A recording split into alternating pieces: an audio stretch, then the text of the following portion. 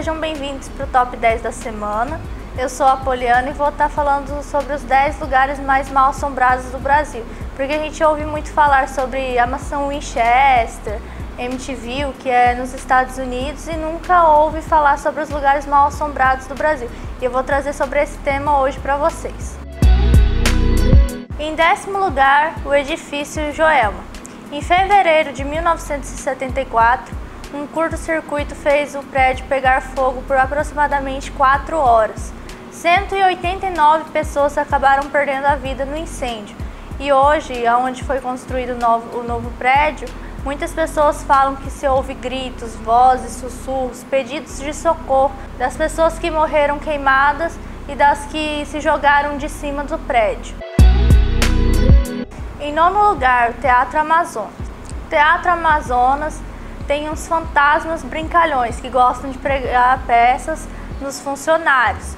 Muitas vezes os funcionários deixam um objeto em um certo setor e os fantasmas vão lá e trocam eles de lugar. E muitos funcionários acabaram por pedir as contas do serviço por medo dos fantasmas. Alguns até falaram que poderiam ser doentes, mas para mim faz mais sentido ser um fantasma do que um doente.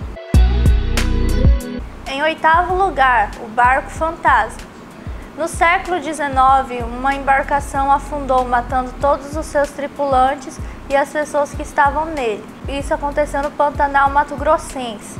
E muitas pessoas falam que durante a lua cheia, esse barco ressurge e fica vagando até a lua desaparecer no dia seguinte.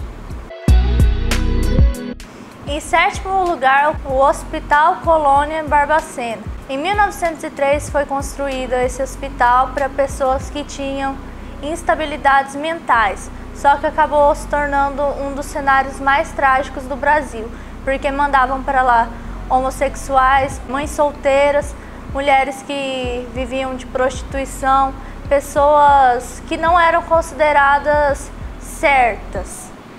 E lá eles sofriam muito tipo de tortura. Em média, 16 pessoas morriam por dia e os corpos dessas pessoas eram mandados para as faculdades de medicina para serem usadas para os alunos estudarem, ou jogadas no ácido para pegar somente o esqueleto para também mandar para a faculdade de medicina. E esse hospital, o local onde fica o hospital, diz que é muito mal assombrado, diz que houve choro, pedidos de ajuda, gritos e vultos pelo prédio. Em 6º lugar, a penitenciária de Cariri.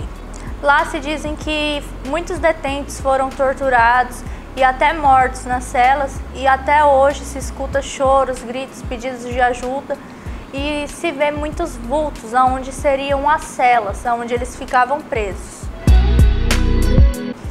Em 5º lugar, o Castelinho do Flamengo.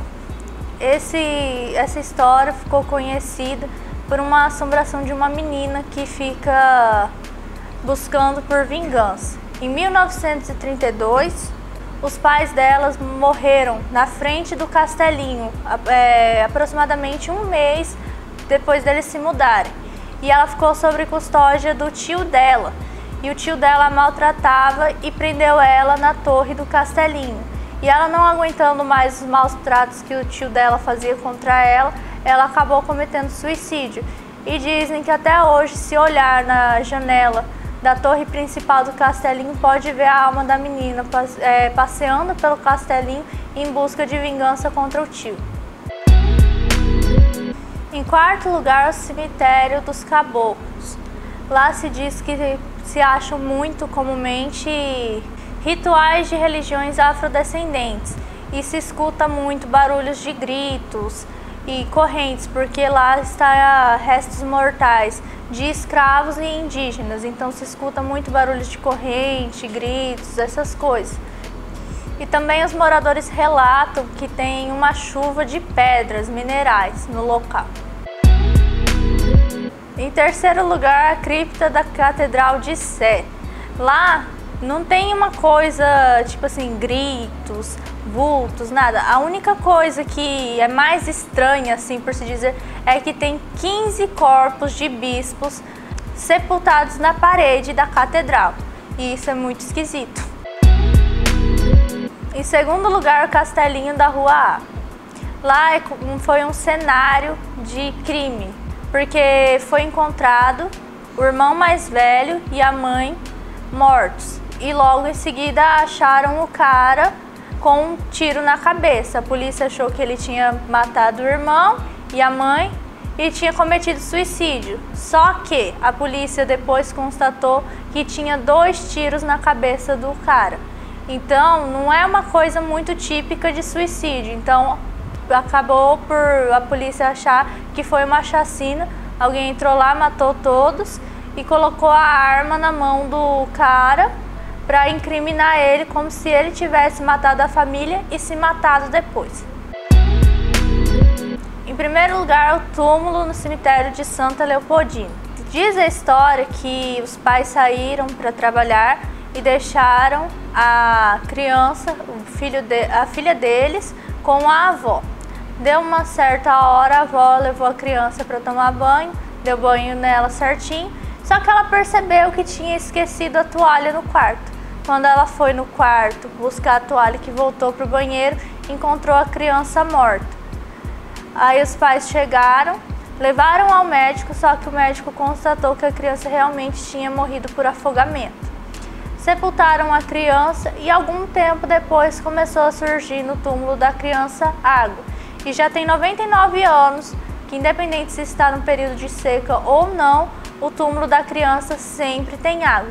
Muitas pessoas dizem que isso é por causa da culpa que a avó carregava de ter matado a própria neta. E um extra que não é um lugar assombrado, mas é uma história curiosa aqui da Juara, que é o Castelinho, o túmulo do Castelinho no nosso cemitério aqui da Juara, que muitas pessoas devem conhecer a história. Dizem que o pai do menino foi para a guerra, voltou louco de lá, acabou matando o próprio filho e para recompensar isso e para tirar os maus agouros e as coisas ruins de perto do túmulo do filho, ele começou a construir o castelinho, que de acordo com ele, aquilo ali poderia espantar as coisas más de perto do filho dele. Só que ele morreu no meio da construção e acabou por não ser terminado. Gente, esse foi o Top 10 da semana, espero que vocês tenham gostado e até semana que vem.